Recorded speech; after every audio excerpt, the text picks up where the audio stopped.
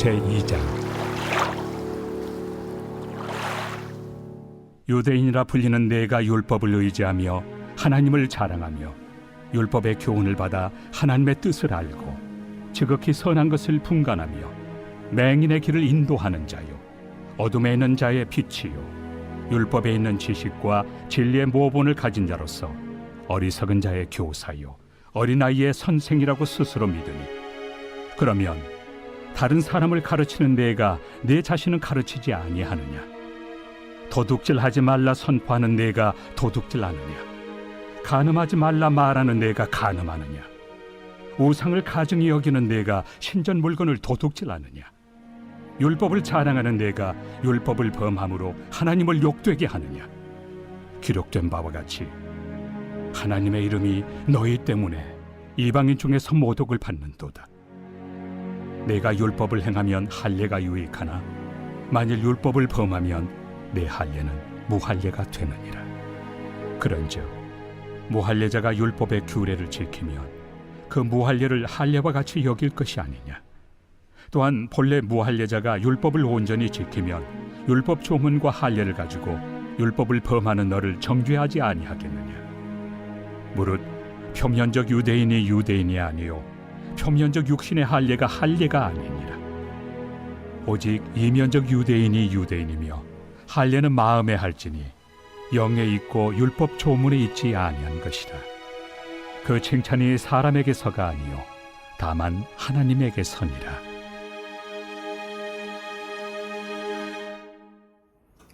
할렐루야. 사랑하는 열린문교회 성도 여러분, 지난밤도 주님 주신 은혜와 평강 가운데 단잠 주무셨습니까? 아침을 깨우는 말씀, 화요일 이 아침에 주님께서 저와 여러분에게 주시는 말씀은 로마서 2장 17절로 29절까지의 말씀입니다. 오늘도 주시는 살아계신 하나님의 말씀을 통하여 저와 여러분의 삶 가운데 선명한 성경적 기준이 세워지길 원하고, 또한 세워진 그 기준대로 오늘 허락하신 하루의 삶도 살아내심으로 하나님께는 영광이요 저와 여러분의 인생 가운데 가장 복되고 귀한 오늘이 되었으면 좋겠습니다. 오늘 본문의 제목을 매일 성경의 해설자는 자랑이 아닌 순종을 위한 율법이라는 제목을 붙였는데요. 오늘 본문의 내용과 참 매치가 잘 되는 아주 좋은 제목이다라는 생각이 들었고, 오늘 본문을 통해서 오늘을 살아가고 있는 저와 여러분에게 주시고자 하는 그 메시지에 대하여 잘 한 표현으로 만들어 오는 제목 같다라는 생각이 들었습니다. 우리가 언젠가 오픈 더 바이블을 통해 로마서를 배웠지만 로마서의 중심 주제는 하나님의 의입니다. 그리고 또한 그것을 조금 더 풀어서 설명하면 이 예수 그리스도의 은혜로 말미암아 전가되어진 하나님의 의라고 표현할 수도 있을 것 같습니다. 그 말이 무엇입니까? 우리가 잘 알고 있는 이신칭의의 이 개념이 나오게 되었던 말씀 구절처럼 오직 의인은 믿음으로 말미암아 산다라는 그 말, 우리가 의롭게 되어짐으로 하나님이 허락하시는 그 구원을 얻어 누리게 되었음은 결국에는 나로 말미암아 주어진 의가 아니라 믿음으로 말미암아, 특별히 예수 그리스도의 은혜로 말미암아 주어진 그 의에 대하여 성경은 우리들에게 이야기하고 있는 것입니다. 그렇기 때문에 우리가 우리의 구원도 우리의 나됨도 자랑할 이 이유가 없는 것이 모든 것이 오로지 주의 은혜였으며 주로 말미암아 주어진 그 의였기 때문입니다. 그렇기 때문에 이 신칭의의 핵심은 예수를 믿음으로 말미암아, 주로 고백하고 믿음으로 말미암아 하나님의 의가 우리에게 전가되었다라는 개념이지, 결코 우리 스스로 본질 자체가 의로워졌음을 의미하는 것은 아니다라고 이야기했습니다. 칭의라는 것은 법정 용어인데요, 말 그대로 법정에서 우리가 무죄하다라는 선언을 받는 것과 똑같은 맥락입니다. 우리가 하나님 앞에 의를 입었다는 것은 예수 그리스도로 말미암아 우리가 무죄하다라는 선언을 입었을 뿐이지 본질적으로 우리가 바뀌었다라는 것은 아닙니다. 그렇기 때문에 여전히도 예수 그리스도로 말미암아 그를 믿음으로 구원을 얻은 우리들 역시도 여전히 죄인이다라고 고백하는 이유는 예수 그리스도를 믿음으로 말미암아 그 의가 우리들에게 전가되고 입혀져 우리가 구원에 합당한 하나님의 자녀가 된 것은 사실이지만, 여전히도 우리의 본성 안에 있는 그 죄성은 여전히도 남아 우리는 늘 죄를 탐하는 존재로 살아가기에 여전히도 우리는 죄인이다라고 고백할 수 있는 것이죠. 그렇기 때문에 사실은 현명한 고백은 우리가 죄인이다, 의인이다 라고 어떠한 한 편을 들어 규정하는 것이 아니라 우리는 죄인임과 동시에 의인이다 라고 이야기하는 것이 참 맞는 표현이다라는 생각이 듭니다. 그렇기 때문에 믿음으로 말미암아 의롭다 함을 입어 주의 구원을 경험하는 하나님의 백성이 되었지만 여전히도 우리 안에 있는 죄성으로 말미암아 죄를 탐하고 하나님의 것과 반대되는 것을 향하여 나아갈 수밖에 없는 우리 존재에 대한 존재론적인 인식도 함께 더불어 할 수 있을 때 우리는 균형 잡힌 신앙생활을 할 수 있지 않을까라는 생각을 해보게 됩니다. 오늘 로마서 본문으로 돌아와 보게 되면요, 결국엔 이와 같은 개념 안에서 이 로마서의 모든 내용들이 전개가 되어지는 것인데요. 오늘 본문을 보면 특별히 스스로 이 chosen people, 선민의식에 빠져 있었던, 자신은 선택받은 백성들이라는 선민의식에 빠져 있었던 유대인들에 대하여 책망하고 그들에 대하여 지적하는 말씀으로 시작됩니다. 이 선택받은 백성이라는 의미가 무엇입니까? 하나님께서는 아브라함을 필두로 히브리 민족들을 선택하셨고, 그리고 야곱과 더불어 이스라엘이라 그들을 칭하며 하나님께서 그들을 이 구원의 백성으로, 하나님의 백성으로 선택하셨습니다. 그리고 그들에게 율법을 허락하심으로 말미암아 하나님의 백성으로서 지켜야 하는 계명들과 율례들을 허락하셨음을 우리는 알고 있죠. 말 그대로 특권인 것은 분명한 것 같습니다. 수많은 민족들 가운데 하나님께서는 아브라함을 택해 선택하셨고, 그들을 통해서 하나님께서는 전 세계 열방의 빛이 되라 말씀하셨죠. 그런데 여러분, 이스라엘 백성들은 이와 같은 특권과 은혜에도 불구하고 그들이 착각하고 있었던 것이 무엇이냐면, 하나님께서 그들을 택하셨다라는 의미는 단순히 그들만이 특권의식을 누리거나 그들만이 특별한 존재라는 것을 의미하는 것이 아니라, 먼저 택함받은 그들을 통하여 하나님께서는 그 구원의 빛을, 또 하나님의 영광의 빛을 전 세계 열방과 이민족들에게 전하라 라는 의미로 그들을 먼저 마중물로서 택하셨다라는 것을 그들은 이해하지를 못했다라는 거예요. 그러다 보니 유대인들은 스스로 기득권층이라 여기고 스스로들만 어떤 특권의식을 느끼며 이방 민족들을 개로 여기고 부정한 자들로 규정함으로 그들은 하나님께서 애초에 자신들을 부르신 목적과 의미를 상실하여 그들은 하나님의 영광을 나타내기보다는 스스로들의 위선과 교만만을 드러낼 뿐이었음을 성경은 우리들에게 보여주죠. 그래서 오늘 17절부터 쭉 이어지는 이 이야기들이 무엇이냐면, 18절에 율법의 교훈을 받아 하나님의 뜻을 알고 지극히 선한 것을 분간하며, 결국에 율법을 그들이 얻었다라는 것은 로마서에서 이야기하는 것처럼 특권임은 분명합니다. 왜냐하면 율법이 그들에게 주어졌기 때문에 그들은 무엇이 선이고 악인지에 대해서 구분하고 그리고 인지할 수 있는 은혜를 경험했기 때문입니다. 이 말인즉슨 하나님께서 기뻐하시는 것과 그렇지 않은 것에 대해서 그들은 알 수 있는 특권을 누리게 되었다라는 것이죠. 그래서 19절 보면 맹인의 길을 인도하는 자요 어둠에 있는 자의 빛이요 율법에 있는 지식과 진리의 모본을 가진 자로서 어리석은 자의 교사여 어린아이의 선생이라고 스스로 믿으니. 근데 반전이 일어납니다.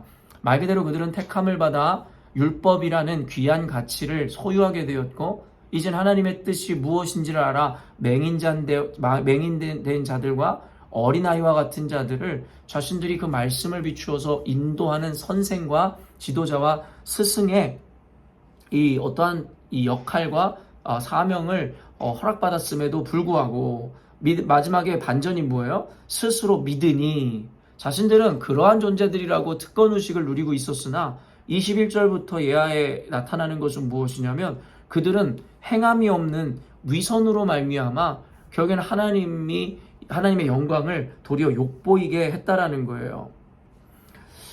24절 보니 기록된 바와 같이 하나님의 이름이 너희 때문에 이방인 중에서 모독을 받는도다. 언젠가도 설교하였듯이 그 중심이 무엇이에요? 그들은 율법을 알고 있고 율법을 누구보다도 많이 공부했다고 하나 그들에게는 어떠한 이 온전한 행위와 이 선행이 동반되지 않았다라는 것이죠.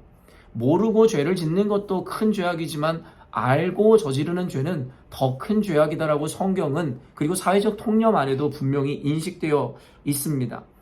말 그대로 21절 예하에 계속해서 나오듯이 결국에는 남의 것을 이 도둑질하지 말라고 이야기했으면서 그들은 도둑질하였고, 간음하지 말라 하며 간음하며 우상을 가증히 여기라 하였지만 결국에 그들 자체가 우상 숭배자가 됨으로 말미암아 하나님의 법과 율법을 알면서도 그와 반대되어지는 행위를 함으로 하나님의 영광을 세상 가운데 나타내기는커녕 이방인들로부터 하나님을 모독하게 되었다라고 성경에서 이야기하고 있더라는 것이죠.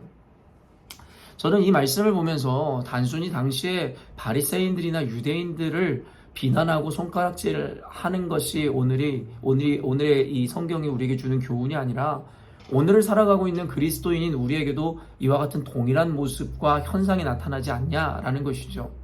그들이 스스로 선택받은 백성이고 구원의 백성이다라고 이야기하며 모세의 율법을 가진 자들이라고 스스로를 자랑했지만 결국엔 어떻습니까? 그와 같은 자들은 하나님의 온전한 목적을 이루지 못한 채 세상 가운데 하나님의 영광이 모독받게 하였다. 근데 오늘날의 교회와 그리스도인들도 이와 같지 않은가 싶습니다. 대부분의 그리스도인들이 자신들은 구원받았다 이야기합니다. 예수를 믿음으로 말미암아 구원받았다는 것이죠. 참으로 옳은 말입니다. 그러나 그들의 고백이 진짜인지는 모르겠습니다. 야고보서에서 이야기하는 것처럼 단순히 예수를 믿는다 이야기하는 것이 중요한 것이 아니라 그 믿음을 증명할 수 있어야 하는데, 그 증명이라는 것은 그들의 선한 삶과 행위, 사실은 선한 행위라는 개념보다는 말씀을 따라 순종하는 삶이라고 우리는 규정할 수 있을 것인데요.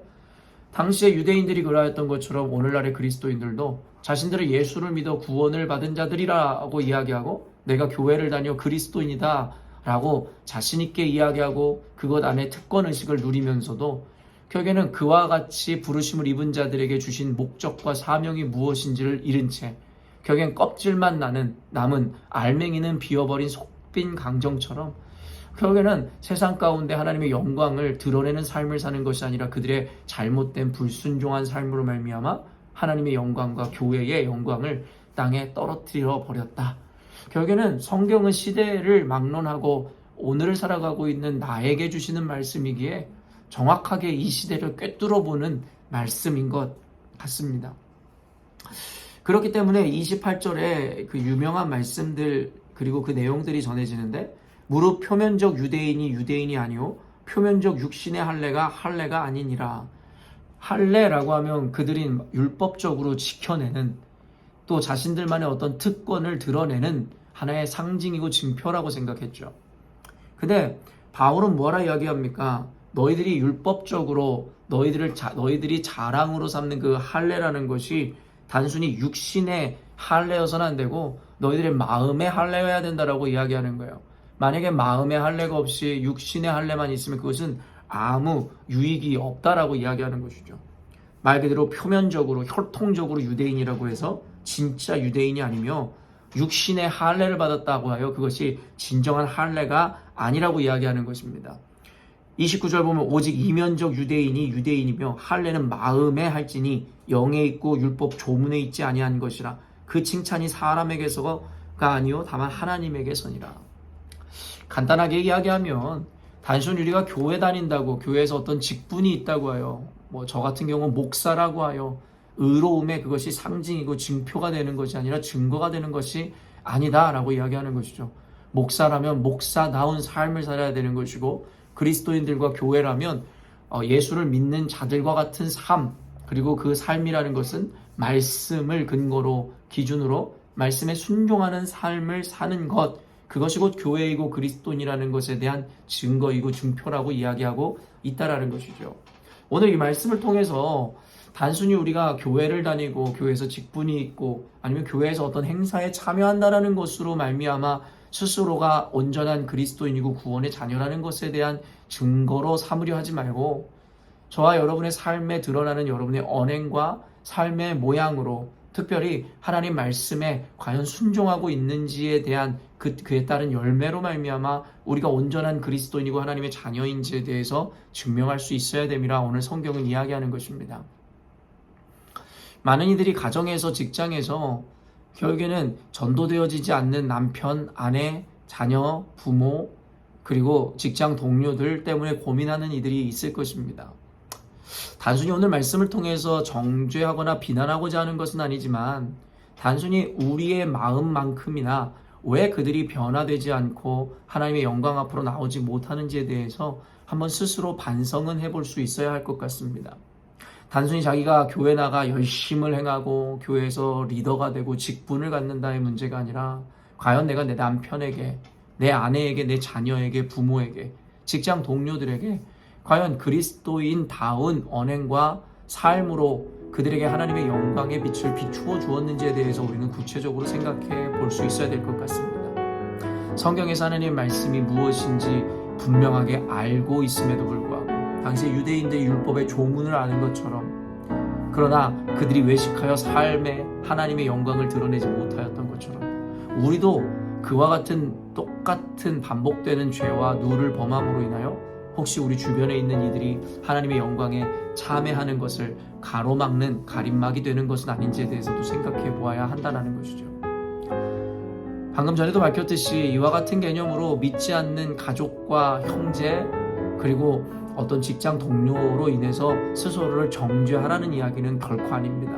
그와 같은 것에는 단순히 이와 같은 요소뿐만 아니라 많은 이유들이 있을 수 있기 때문입니다. 다만 오늘 말씀을 근거로 우리 스스로가 겸손히 적용해 본다면 내가 예수를 믿는 자로서 내 가족과 형제를 더욱 깊이 사랑할 수 있었어야 함에도 불구하고 그렇지 못한 것은 아니었는지에 대해서 반성할 수 있어야 된다는 것이고, 성경에서 개념적으로 설명하듯이 눈에 보이는 형제와 부모, 가족에게도 사랑을 실천하지 못하고 온전히 대하지 못하는 자가 보이지 않는 하나님께 사랑을 그리고 충성을 다한다는 건 있을 수 없다라고 이야기하는 것처럼 오늘 하루를 살아갈 때에 우리가 오늘 우리의 자세와 삶 그리고 적용을 한 번쯤은 더 곰곰이 생각해 보아야 할 것 같습니다.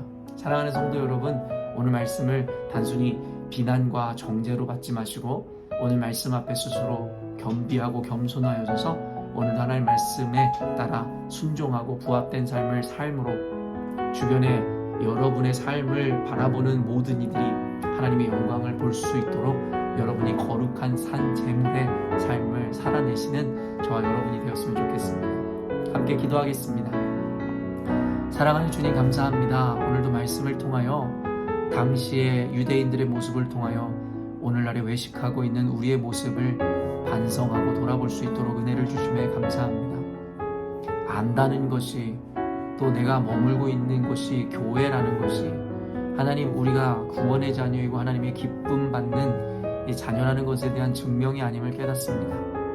우리가 정말 하나님의 말씀을 알고 주의 은혜 가운데 참회하는 자라면 삶에서 언행에서 하나님 그것이 그대로 드러날 수 있는 실천의 삶을 살아야 하는 줄로 믿습니다.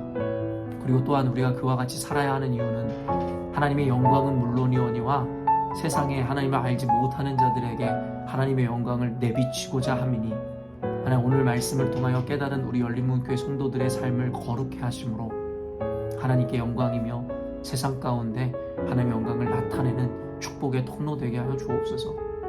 오늘 말씀을 듣고 이와 같이 살기로 하는 우리 열린문교회 성도들의 삶을 축복하시고 인도하심으로 하나님 그들이 주의 영광을 드러내며 조금도 부족함 없는 삶 살게 하여 주옵소서.